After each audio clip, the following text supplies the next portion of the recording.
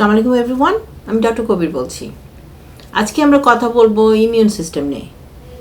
What is immune system? Immune system আমরা বলতে বুঝি আমাদের প্রতিরক্ষা ব্যবস্থা।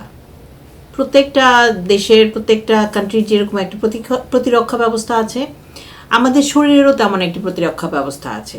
এবং সেই প্রতিরক্ষা ব্যবস্থা তার যুদ্ধ অর্কেস্ট্রা করে বেসড অন তার ক্ষমতা অনুযায়ী সে বিভিন্ন ব্যাকটেরিয়া ভাইরাস এগুলোর সাথে সে প্রতিরোধ করে বা ফাইট করার চেষ্টা করে।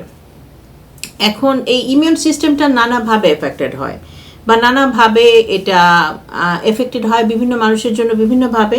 আবার আমরা অনেকে অনেক উইক ইমিউন সিস্টেম নিয়ে জন্মগ্রহণ করে থাকি বা অথবা জন্মানোর পরে বিভিন্ন কারণে উইক হতে পারে। তো এই জিনিসগুলো সম্বন্ধে আমাদের ওভারঅল আইডিয়া খুব কম, এবং আমরা যত এইটা সম্পর্কে জানতে পারবো, আমরা আমাদের নিজেদের শরীরের প্রতিরক্ষা ব্যবস্থা সম্পর্কে জানতে পারবো, which is going to be personalised. আমার আপনার ডিফারেন্ট। সো আমরা যত আমাদের সম্পর্কে জানতে পারবো তত আমরা রোগ প্রতিরোধ করতে পারবো খুব ভালোভাবে। এবং অ্যাজ ইউ গাইজ নাও যে আমার প্রতিরক্ষা ব্যবস্থাই হলো মেইন কথা, এবং রোগ প্রতিরোধই হচ্ছে বেটার দেন ট্রিটমেন্ট। অলওয়েজ আমরা চেষ্টা করবো আমরা যাতে রোগে না পড়ি। রোগ ট্রিটমেন্ট করার চেয়ে রোগ প্রতিরোধ সবসময় সহজ এবং এর খরচও কম। Thank you.